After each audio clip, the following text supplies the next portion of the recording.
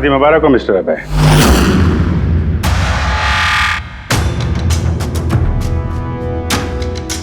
आपके लिए कुछ तोहफे लेकर आए हैं, ऐसे तोहफे जिनके बगैर ये शादी पूरी हो ही नहीं सकती। आपकी दोस्त करिश्मा ने आपके लिए कुछ तोहफे भेजे हैं।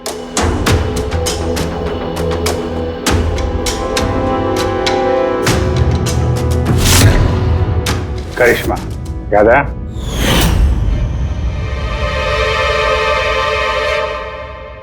तोहफे देखना चाहेंगे? नहीं, देखना नहीं चाहेंगे आप? हाँ, देखें। अभी दिखाता है। सर नहीं मैं रुकिए प्लीज।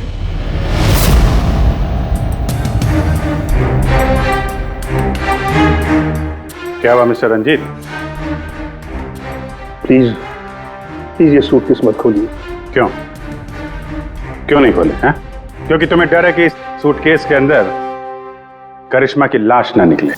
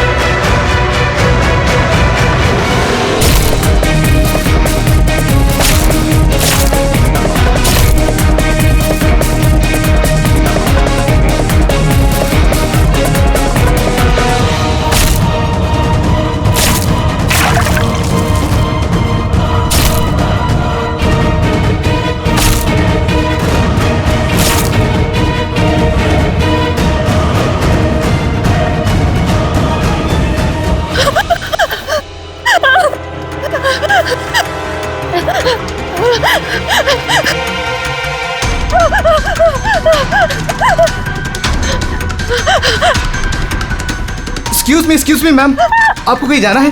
मैं आपके लिए दूसरी टैक्सी मंगवा देता हूँ, ये किसी और गेस्ट के लिए है। नहीं, मेरा जाना बहुत अर्जेंट है, अंदर किसी का खून हुआ है। क्या खून? मैम सुनिए ma'am, excuse me ma'am, ma'am. Excuse me, तुमने मेरी वाइफ को देखा है? सर एक मैडम अभी यहाँ आई थी, वो टैक्सी लेके अभी यहाँ से निकल गई है। कहाँ चली गई? मुझे नहीं पता, आई डोंट नो, पर कुछ अजीब सा बिहेव कर रही थी। क्या कह रही थी? सर वो बोल रही थी अंदर किसी का खून हो गया है। सर किसका खून हो गया सर? लिसन टू मी, ये रख, तुम्हारी बात सुन। किसी का खून नहीं हुआ यहाँ पर, और तूने कुछ नहीं सुना, समझा? और पता कर कहाँ गए वो लोग। Okay sir. वो उसको चाकू मारता रहा, वो मर चुकी थी, वो फिर भी उसको मार रहा था। सर मुझे बचा लीजिए, वो मेरा चेहरा देख चुका है, वो मुझे नहीं छोड़ेगा। मुझे आप शांत हो जाइए, तुम्हें कुछ नहीं होगा। हम लोग हैं ना यहाँ पर। एक बात बताइए, क्या खूनी ने तुम्हें देख लिया है? खूनी होगा तो देखेगा ना। जब कोई खून नहीं है, कोई खूनी नहीं है, तो कौन किसको देखेगा?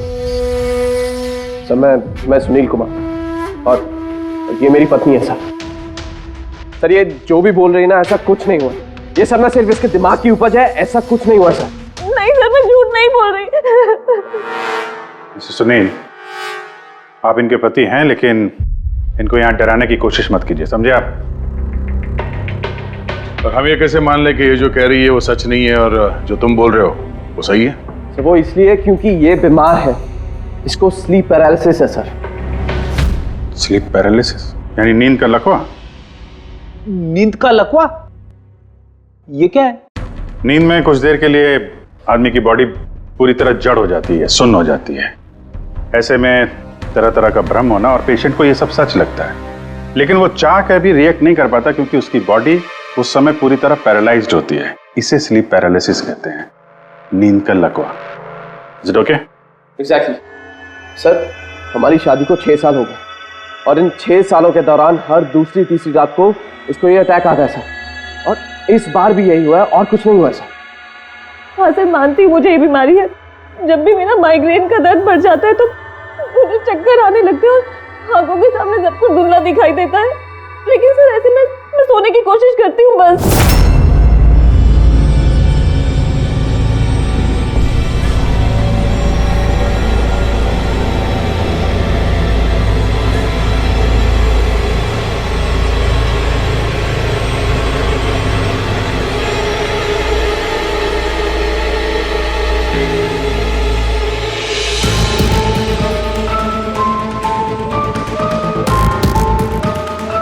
बड़ी मुश्किल से जैसे तैसे नींद आती है और 2-3 घंटों के बाद अचानक से मेरी आंख खुल जाती है, मगर शरीर बिल्कुल स्थिर हो जाता है। चाहकर भी मैं हिल-डुल नहीं पाती। पूरे शरीर को जैसे लकवा मार गया हो। कुछ साफ नहीं दिखाई देता और सीने पर एक भारीपन सा लगता है, मगर मैं चाहकर भी चीख नहीं पाती। आवाज ही नहीं निकलती मेरी। और फिर 15-20 मिनट के बाद अजीब अजीब सी चीजें दिखाई देती है। वो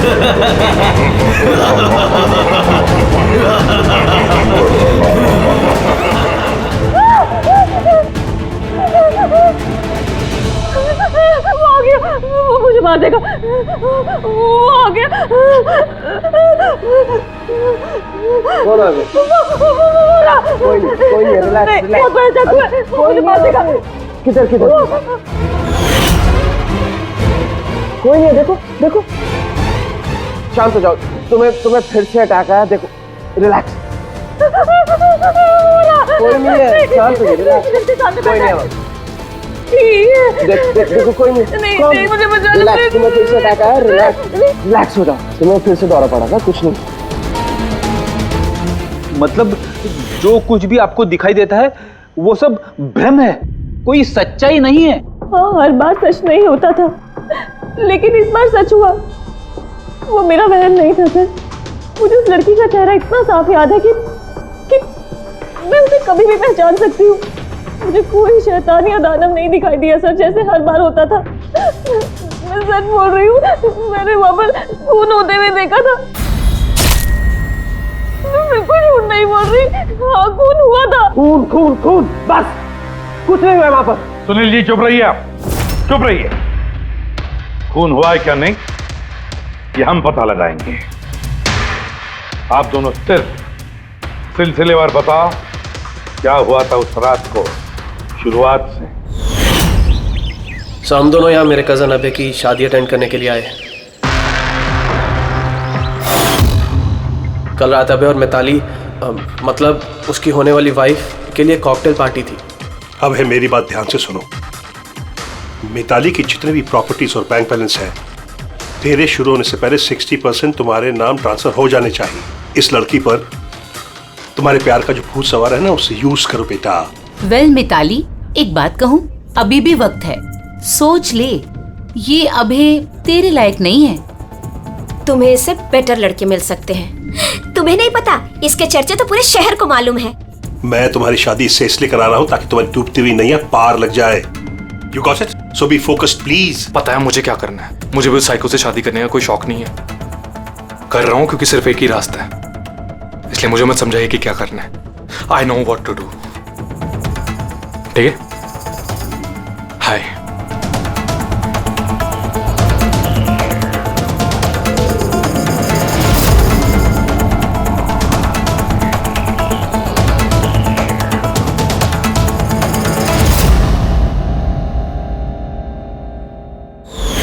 फिर पार्टी के शोरगुल में मेरा माइग्रेन का दर्द इतना बढ़ गया कि मुझसे वहां रुका ही नहीं गया। राइमा, क्या हुआ? क्या हुआ? वो माइग्रेन शुरू हो गया। मेरी तबीयत बहुत खराब हो रही है। मैं थोड़ी देर रूम में जाके रेस्ट करती हूँ।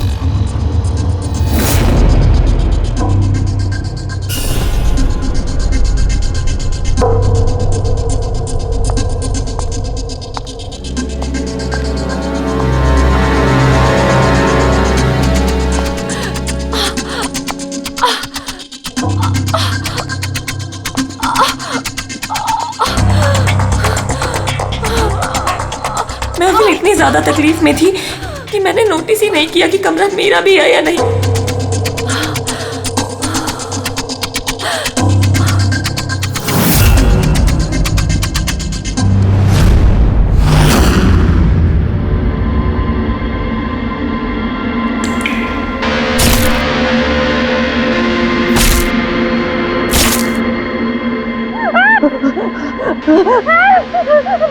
कोई 45 मिनट के बाद जब मेरा दौरा शांत हुआ तो मैं उठी। मैंने अपने इधर उधर देखा तो वहाँ पर कोई खूनी नहीं था, ना ही कोई लाश थी, ना ही कोई खून के धब्बे थे। क्या हो वो आदमी मेरी बात को मार के चला गया। तुम्हें फिर से अटैक है। देखो कोई नहीं, देखो और तुम यहाँ पर क्या कर रही हो? ये हमारा कमरा थोड़ी ना है। अच्छा ये सब छोड़ो, तुम यहाँ पर बैठो। मेरी बात सुनो, तुम यहीं पर रुको, मैं तुम्हें पानी लेके आता हूँ। रिलैक्स। मैं भाग के वापस गया तो राइमा वहां से चली गई और वहां से ये आपके पास आ गई और मैं इसके पीछे यहाँ पर। लेकिन सर एक बात पक्की है, वहां पर कोई खून नहीं हुआ, ये सब इसके दिमाग की उपज है। सुनील जी, जिस तरह से रायमा ने हमें ये सब कुछ बताया ना, उससे नहीं लगता कि ये सब मन घड़न है। जरूर इसमें कोई ना कोई सच्चाई है। सर वो रूम उन रूम्स में था जो हमने शादी के लिए बुक किए और मैंने अपने गेस्ट लिस्ट में चेक कर लिया, ना तो कोई मिसिंग है ना ही किसी का मर्डर हुआ। सर आप इसकी बात को बिल्कुल मत सुनिए। बस उस शादी को आराम से हो जाने दीजिए, वरना जीत अंकल तो बर्बाद हो जाएंगे और इससे ज्यादा मैं तो सड़क पे आ जाऊंगा। सर शादी में कोई प्रॉब्लम नहीं होगी, हम पूछताछ तो करेंगे लेकिन अपनी तरीके से।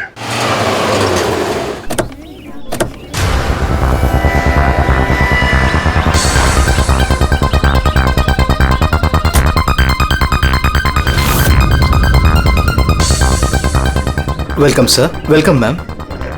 ये रिसेप्शन डेस्क किस सर तरफ है? आप सीधा जाइए, then take a right turn. Thank you so much. जी हाँ, वो बिजनेस ट्रिप पे आया हूँ। ओके सर, यहाँ साइन कीजिए सर। बस थोड़ा रूम का व्यू अच्छा होना चाहिए। Sure sir, enjoy your day. Thank you. Welcome sir. Welcome ma'am. How can I help you? हाँ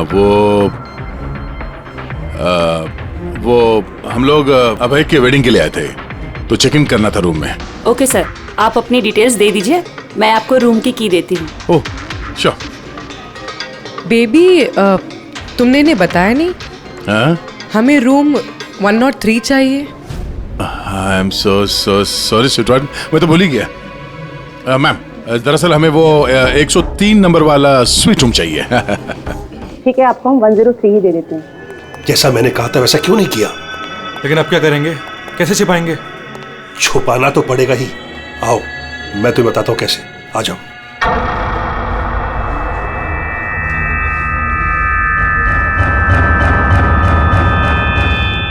Sunil,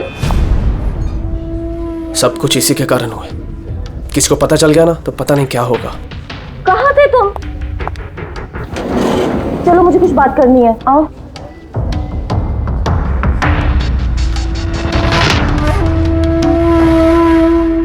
thank you. Excuse me. Yes sir. मुझे आपका सीसीटीवी सिस्टम चेक करना है। आपके सिक्योरिटी इंचार्ज को बुला सकती है? Okay sir.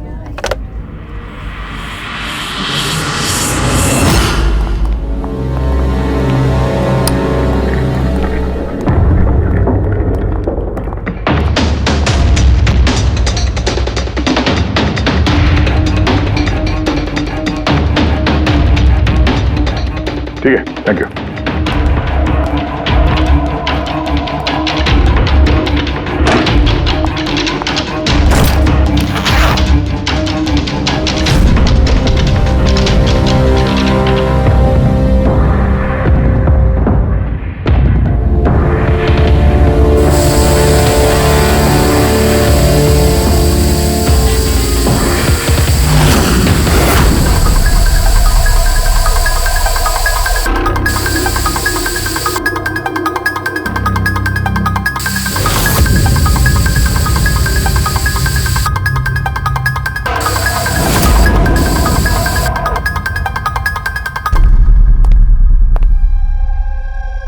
टेस्ट से तो कुछ पता नहीं चल रहा है।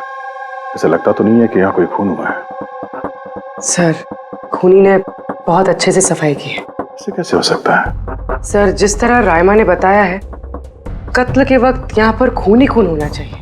और कितनी भी अच्छे से सफाई की जाए, इस केमिकल से तो खून के धब्बे सामने आ ही जाते हैं। पर यहाँ तो कोई निशान है ही नहीं, कोई निशान नहीं है। सर, या तो रायमा को सचमुच में भ्रम हुआ है, या फिर कातिल ने खून की एक भी बूंद कहीं पर गिरने नहीं दी है।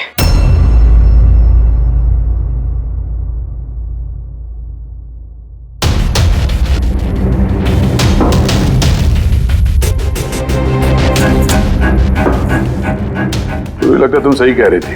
कातिल ने खून की एक भी बूंद गिरने नहीं दी।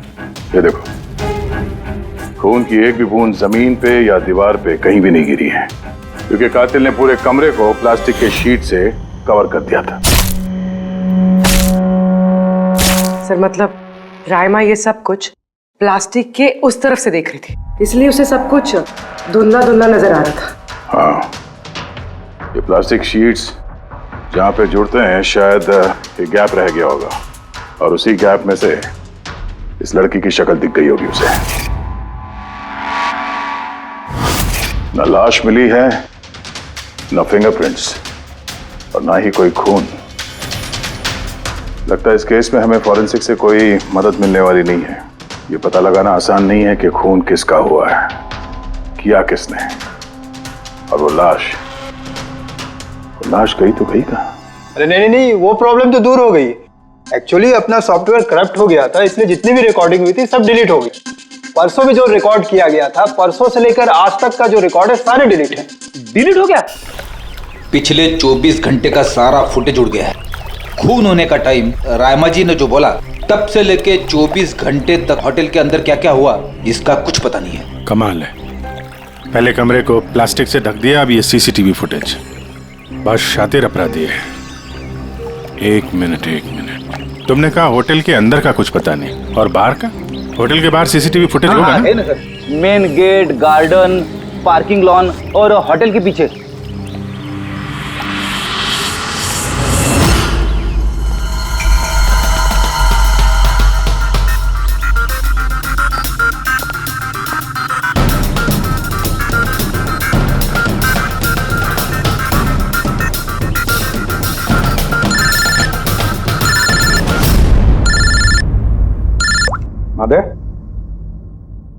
क्या रायमा ने जो देखा वो उसका भ्रम नहीं बल्कि सच्चाई है? किसी का खून हुआ? माय गॉड, कोई कुछ भी नहीं। अच्छा ठीक है, मुझे इन्फॉर्म करते रहना। क्या हुआ बॉस, कुछ मिला क्या? बड़ा शातिर है खूनी, बड़ा शातिर है।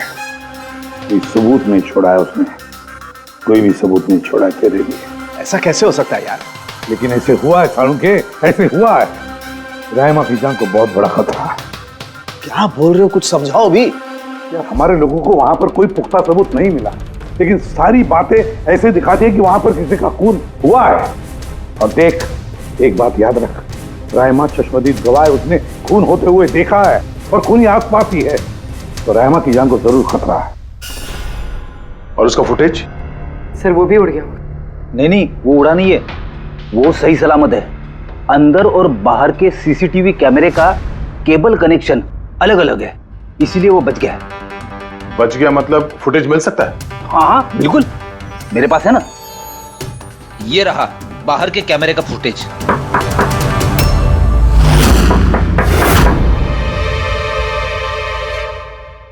सर, अगर खूनी ने उस पर उस वक्त हमला किया है जब स्लीप पैरालिसिस का दौरा पड़ रहा है, फिर तो वो उंगली भी नहीं हिला पाई होगी। और अगर वो अपनी उंगली हिला पाई तो? कैसे डॉक्टर तारिका? पैरालिसिस तो पूरी बॉडी को हो जाती है।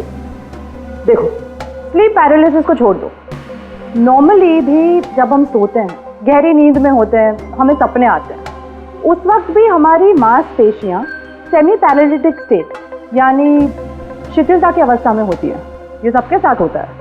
लेकिन बॉस, ऐसे में भी हमारे पेट की, छाती की और गले की मांसपेशियां सबसे ज्यादा शिथिल होती हैं। स्लीप पैरालिसिस में भी ऐसा ही होता है। और ऐसे में जिस व्यक्ति को स्लीप पैरालिसिस की बीमारी है, अगर वो अपने हाथों की उंगलियों पर कंसंट्रेट करे, इन उंगलियों पर ध्यान केंद्रित करे और इन्हें हिलाने की कोशिश करे, मुट्ठी को बंद करे और खोले, तो ये पैरालिसिस स्लीप को भी तोड़ा जा सकता है। यार मान ले साळुंखे कि रायमा ने अपनी स्लीप पैरालिसिस तोड़ दी, लेकिन वो तोड़ने में उसे जितना भी वक्त लग रहा उतने वक्त में अगर उस पर हमला हो गया तो ऐसी कोई चीज चाहिए साळुंखे, ऐसी कोई बात जिससे वो दूसरों को बता सके कि उस पर हमला हो रहा है, वो कह सके कि मुझे बचाओ मुझे बचाओ। है ऐसी चीज भी है। एक मिनट रुको तारिका। बॉस ये है अलार्म। रायमा जब अपनी उंगलियों की प्रैक्टिस कर रही होगी अपनी स्लीप पैरालिसिस को तोड़ने के लिए, और जब वो इसको तोड़ लेगी अपने निश्चित समय से भी पहले, तो उसे करना सिर्फ ये है कि इस अलार्म को दबाना है, और ये अलार्म बजने लगेगा। और ये अलार्म दया, पूर्वी और अभिजीत तीनों के मोबाइल फोन से कनेक्टेड है, पता चल जाएगा। और वो लोग उसके पास पहुंच जाएंगे और खूनी को पकड़ लेंगे सर। साळुंखे के अलार्म से खतरा टल सकता है, पर खत्म नहीं होता। खतरा तो तब खत्म होगा जब हम खूनी तक पहले पहुंचेंगे। हम खूनी तक पहले पहुंचेंगे। अब ये अभय का रूम नहीं है? अभय? कौन? वो जिसकी शादी होने वाली है? यस ऑफ कोर्स, उसकी शादी मुझसे होने वाली है। ओहो, और आपको आपके फियोंसी का कमरा नहीं पता है? वैसे ये मेरा कमरा है और रिसोर्ट के सारे कमरे शादी वालों ने बुक नहीं किए, और भी लोग रहते हैं यहाँ पे। कॉन्ग्रेचुलेशन। हेलो, कहाँ हो तुम? और ये तो मुझे अभी बता रहे हो? सीरियसली? लोग जो भी करना है जल्दी करो, मेरे पास ज्यादा वक्त नहीं है। और हाँ, मुझे शादी में ना किसी भी तरह की कोई प्रॉब्लम नहीं चाहिए, ठीक है?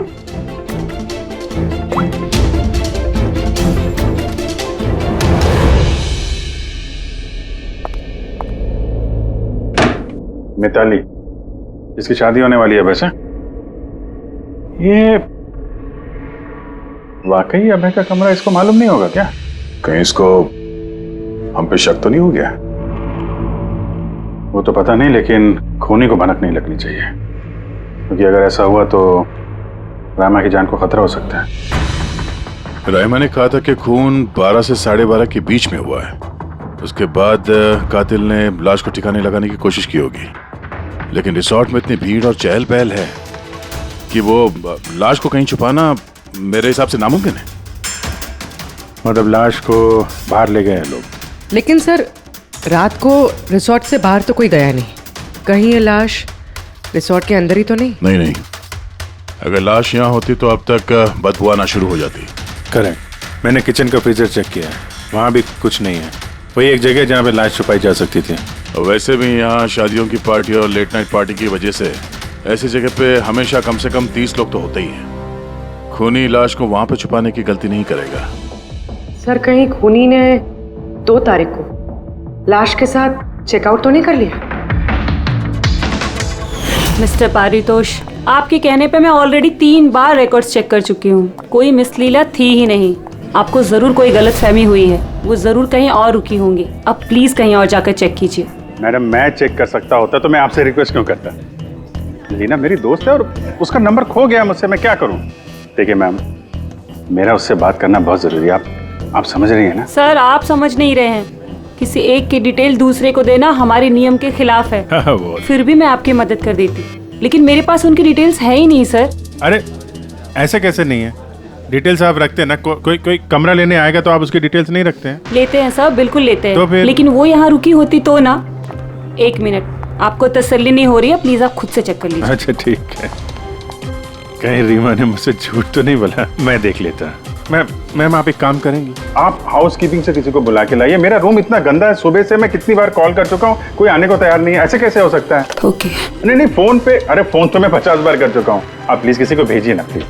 ठीक है सर, मैं बुला के लाती हूँ। Thank you ma'am.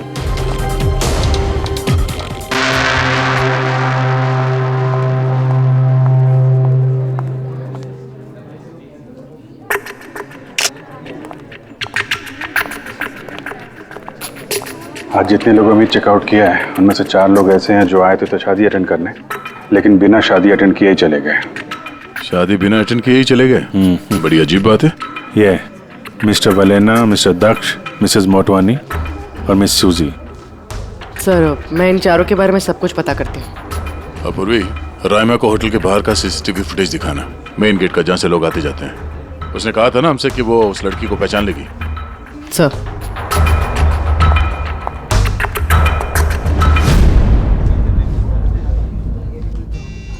मतलब रायमा ने जो कहा वो सच है क्या? मिस्टर सुनील, आप किस बात से ज्यादा परेशान हैं? यहाँ पे खून हुआ है उससे या फिर रायमा ने देख लिया उससे? ये सब इन्वेस्टिगेशन तुम हम पर छोड़ दो, शादी का मजा लो। हाँ? क्या कब बदल जाए यहाँ पे कोई कुछ कह नहीं सकता है।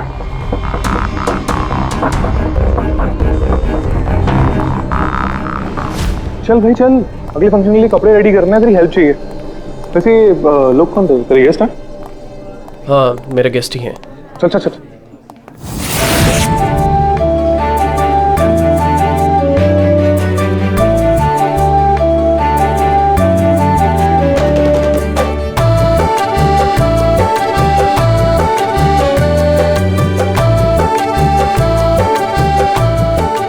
तेरा तो गेम ओवर हो गया भाई।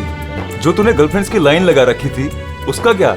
अगर मिताली ने सुन लिया ना तो गेम सच में ओवर हो जाएगा। पर भाई मुझे एक बात बता, तू एक लड़की के साथ सारी जिंदगी कैसे बिताएगा? इसके सारे लफड़े हैं ना साइड में चालू हैं। पूछ इससे, कॉकटेल पार्टी में अचानक से कहाँ गायब हो गया था? अबे कहीं गायब नहीं हुआ, मिताली के सामने उठक बैठक लगा रहा होगा। मैं डरता वरता नहीं हूँ उससे। You guys just wait and watch. Drink खत्म कर अपनी।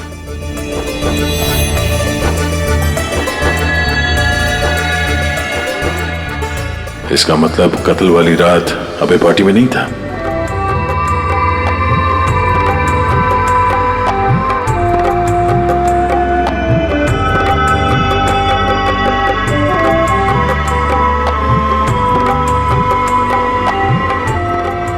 ऐसा क्या कहना चाहता था ये जो रंजित छुपाने की कोशिश कर रहा है? सर मैडम अभी ठीक है ना? और उस दिन जो मर्डर के बारे में बोल रही थी वो गलतफहमी अभी दूर हो चुकी है ना मैम की? मेरी बात सुन, जो उसको गलतफहमी हुई थी ना वो दूर हो चुकी है। तू भी भूल जा। चल अभी। ओके। अच्छा हुआ कि रायमा माइग्रेन की वजह से अपने कमरे में सो गई है। मौका अच्छा है, अब कुछ ना कुछ तो करना पड़ेगा।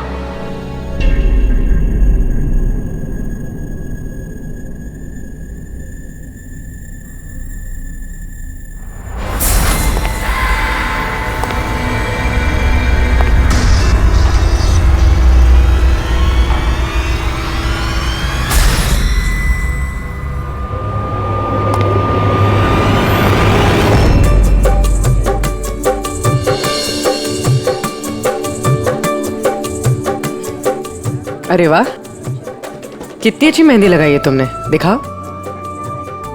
बहुत अच्छी लग रही है। Thank you. All thanks to Alia. Mitali, sweetheart, मुझे तुमसे कुछ बात करनी है। Excuse me. एक सेकेंड। मिताली और अभय की जोड़ी कितनी अच्छी है ना? Perfect couple. Perfect couple. हाँ, अभय दिल पे आशिक है और ये सन की साइको। बिल्कुल एक दूसरे के लिए ही बने हैं।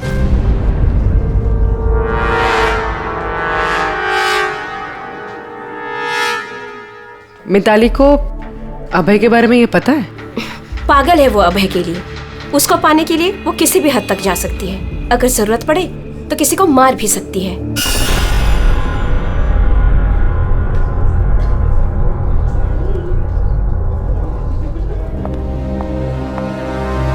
हो गई बात?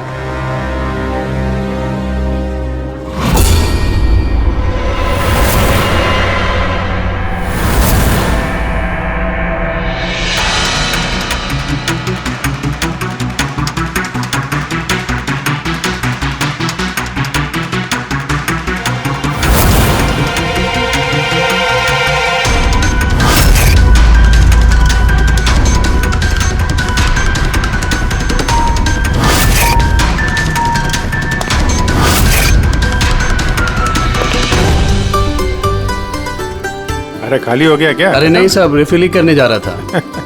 अरे यार, ये दूल्हा जो है ये तो बड़ा बहक रहा है। क्या मिस्टर नितिन और वो रंजीत रोकते नहीं है क्या? सुना है कॉकटेल पार्टी में भी बहुत हंगामा किया। उस दिन तो हादी हो गई थी सर। अच्छा, उस दिन भी नहीं रोका इसको? नहीं साहब, कोई बोलने वाला था ही नहीं। रंजीत साहब तो खुद ही 11 बजे के बाद आते पार्टी में, और उनके बेटे अपनी बीवी को तलाश कर रहे थे। बाहर जा रहे थे, अंदर आ रहे थे, कोई बोलने वाला था ही नहीं साहब। अच्छा, मतलब खाली दुल्हन थी पार्टी में? सर वो तो दूल्हे के पीछे पीछे घूम रही थी। सर, इस रिसोर्ट में कई शादियां हुई हैं, लेकिन ऐसी शादी कभी नहीं देखी। अरे हाँ साहब। अरे यार, तुम खाने को लाना यार। अभी लाया साहब।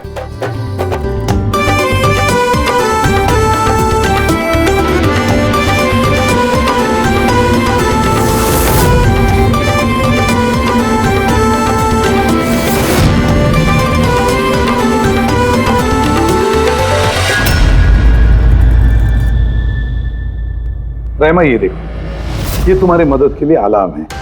जैसे तुम इस बटन को दबाओगी, दया, पूर्वी और अभिजीत के पास जो फोन है उस पर अलार्म बजेगा और वो लोग तुरंत तुम्हारी मदद के लिए वहां पहुंच जाएंगे। जी।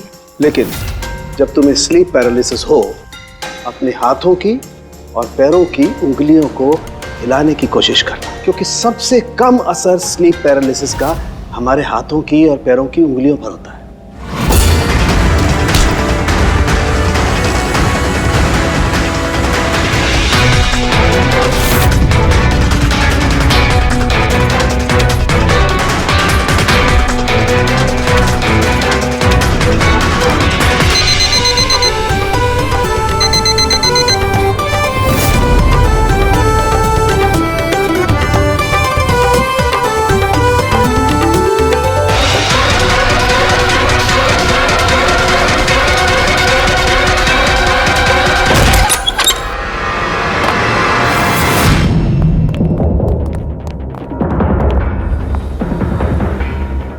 राइमा, राइमा, सर बेहोश है।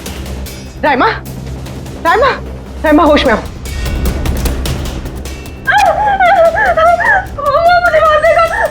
मुझे बचा लीजिए प्लीज, मुझे बचा लीजिए। कौन मार देगा? हुआ क्या यहाँ पे?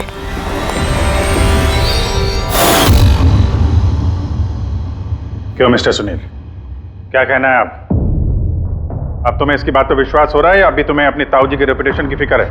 अब मैं क्या ही बोलूं सर, सली है कि ये जिंदा है। अच्छा, वैसे आप यहाँ आए कैसे? पार्टी तो नीचे चल रही थी, हाँ? और यहाँ पे क्या हुआ किसी ने नहीं सुना, तो फिर आप हमारे साथ साथ यहाँ कैसे आ गए? आप मुझ पे शक कर रहे हैं? मैं अपनी पत्नी को मारने की कोशिश क्यों करूंगा? शक तो हम सब पे करते हैं। फिलहाल अभी आप बाहर जाइए, हमें रायमा से कुछ जरूरी बात करनी है, प्लीज। सर आप लोग प्लीज मुझे बचा लीजिए। जब वो आदमी उसको खून कर रहा था तो मैंने उसे देख लिया था, मुझे नहीं छोड़ेगा। प्लीज आप कुछ कीजिए ना, वो दोबारा आएगा, वो मुझे मार देगा। प्लीज प्लीज कुछ कीजिए। देखो रायमा, घबराओ मत, हमारे यहाँ पे होते हुए कोई कुछ नहीं कर सकता तुम्हारा, ठीक है? लेकिन वो औरत जिसका खून होते हुए तुमने देखा, उसे हम लोग नहीं पहचानते, तुम उसे पहचानती हो, तो हम लोग एक फुटेज दिखाएंगे, जरा उस फुटेज में देख के उस लड़की को पहचानो प्लीज। जी। रेडी?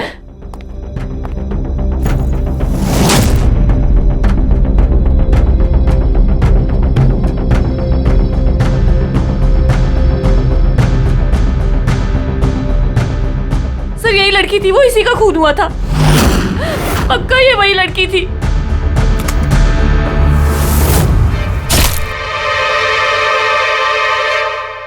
अगर ये यहाँ पे आई थी तो किसी ने तो देखा होगा उसे। वो मुझे मार देगा। अगर वो लड़की यहाँ पे आई थी तो किसी न किसी से तो मिली होगी ना।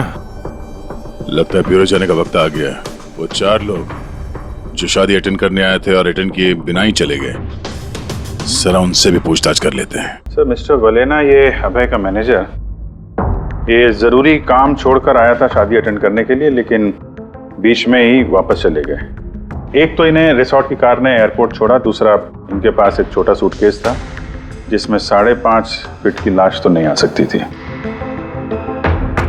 दूसरा सर ये मिसेस मोटवानी और ये मिस सूजी मिताली की लीगल टीम से हैं सर। इन्हें भी किसी ज़रूरी काम से शादी के बीच में जाना पड़ा। ये भी रिसोर्ट की कार में ही गई हैं। एक सूटकेस था और बाकी इनका अपना अपना बैग। और इसमें भी 5 फीट 6 इंच की लाश तो नहीं आ सकती। और ये लोग वापस शादी अटेंड करने आ भी रहे हैं सर। ये चौथे का दिखाना सर। ये है दक्ष, ये सुनील का PR मैनेजर है सर। 1 जून को आया था, 2 जून को गया अपनी कार से। 1 मिनट पंकज, जरा इस मिस्टर दक्ष का शादी में आने वाला फुटेज दिखा।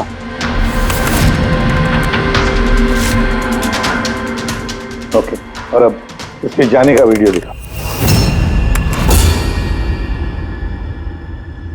मिस्टर दक्ष आए थे 1 सूटकेस के साथ और जा रहे हैं 2-2 सूटकेस के साथ। शादी से रिटर्न गिफ्ट लेके जाने सर।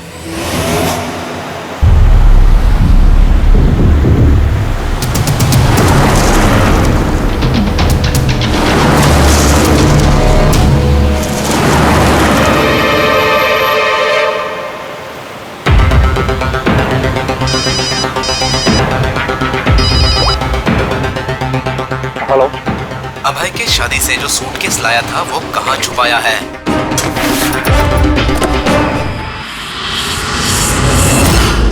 कौन बोल रहा है? और क्या बोल रहे हो तुम? कौन से सूटकेस?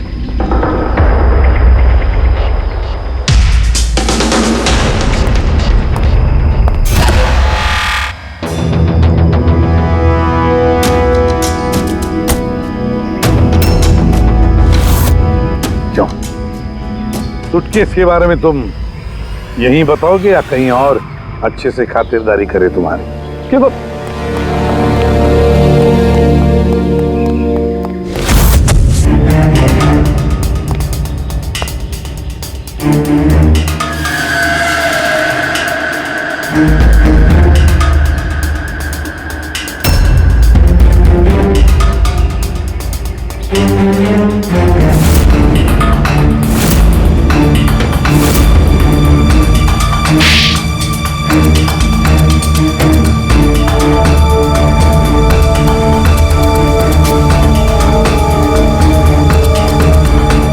याद है? मेरे पास और कोई रास्ता नहीं। मेरा घर और कंपनी दोनों उनके पास गिर गई। अगर मैं मना कर देता तो मैं बर्बाद हो जाता। खुद को बर्बादी से बचाने के लिए एक लड़की का खून कर दिया तुमने, हाँ? अब ये बताओ लड़की थी कौन? करिश्मा, अभय की गर्लफ्रेंड।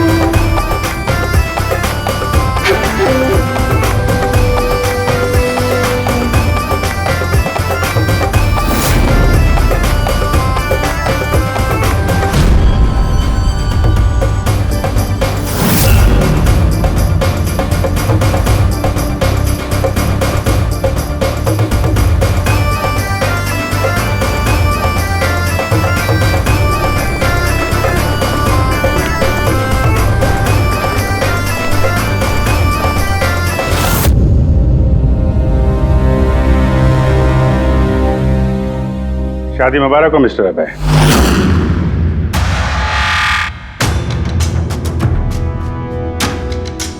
आपके लिए कुछ तोहफे लेकर आए हैं। ऐसे तोहफे जिनके बगैर ये शादी पूरी हो ही नहीं सकती।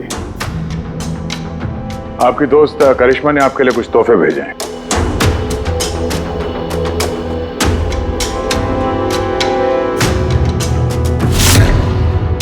करिश्मा, याद है?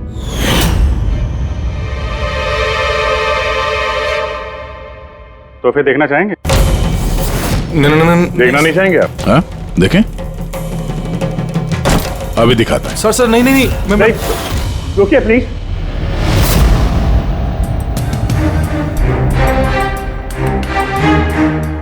क्या हुआ मिस्टर रंजीत? प्लीज प्लीज ये सूटकेस मत खोलिए। क्यों क्यों नहीं खोले हैं? क्योंकि तुम्हें डर है कि इस सूटकेस के अंदर करिश्मा की लाश ना निकले।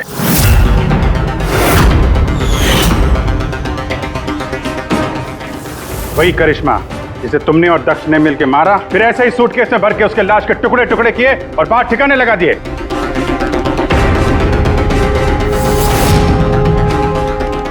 डैड ये क्या बोल रहे हैं? ये सच है क्या? हाँ बेटा, ये सच है। मैं क्या करता?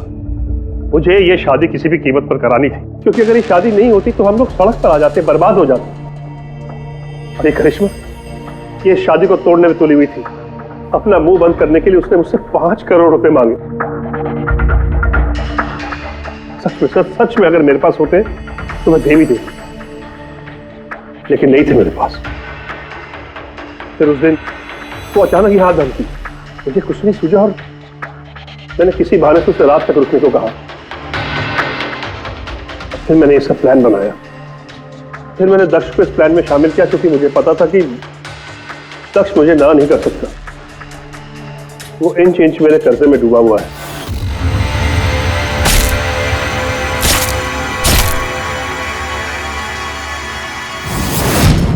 सब कुछ ठीक चल रहा था, सब कुछ हो गया था, तो पता नहीं अचानक ये कहां से आ गई।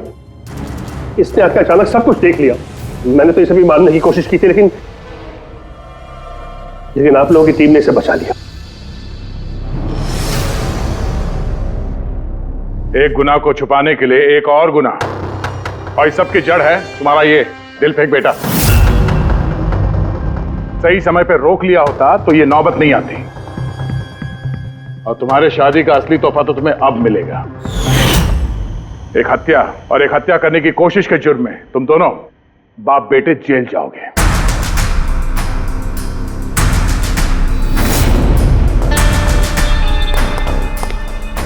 Thank you.